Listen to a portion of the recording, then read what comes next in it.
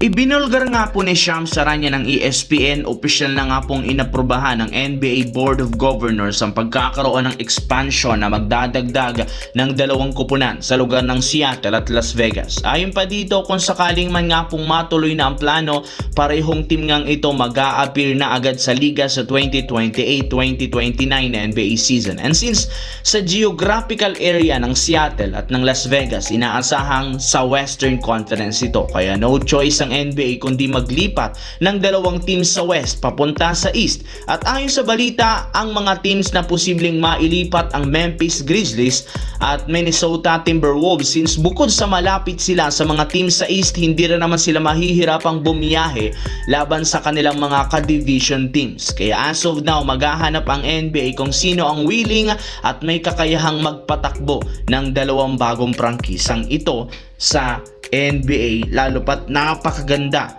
ng NBA sa ngayon. Sa kabilang banda, dito naman tayo. Matapos ngang matalo ang Los Angeles Lakers last game laban sa number 1 team sa East na Detroit Pistons, puro batikos nga ang kanilang natatanggap. Pinagtawanan pa sila ng mga haters na nag-aabang lamang sa kanilang mga pagkatalo. Kesyo mahina rin naman nga daw ang Lakers kapag may nakatapat na tunay na contender. Ubos na rin naman nga daw ang swerte ng Lakers matapos magtapos ang kanilang win streak. Pero pinatunayan nga ng team na hindi tsamba ang sunod-sunod na panalo. Pagkatapos lang naman ang nakakadismayang talo, agad nga silang bumawi laban sa Indiana Pacers na mas naging agresibo, lalo si Luka Doncic. Maaga rin naman ditong nagdomina si LeBron James sa kagustuhan nitong makabawi. Though nasabayan ng Pacers sa second quarter na pinangunahan ni Pascal Siakam, na outplayed pa rin naman sila sa pag-step up ng lahat. Pumapasok na rin naman ang majority sa mga tira, hindi kagaya sa nakaraan laban, hanggang sa makuha nila ang easy win at maselyuhan ng top 3.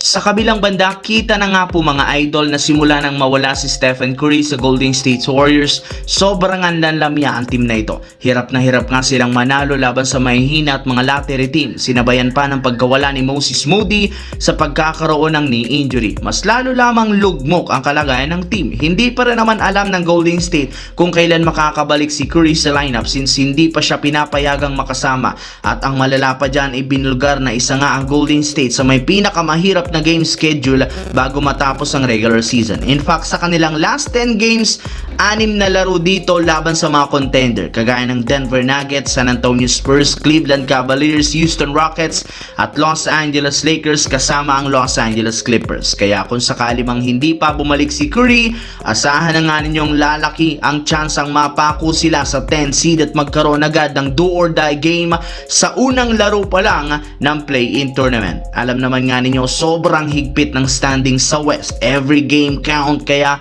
kapag nagsunod-sunod ang talo, mawawala sila ng tsansang makapasok sa NBA playoffs.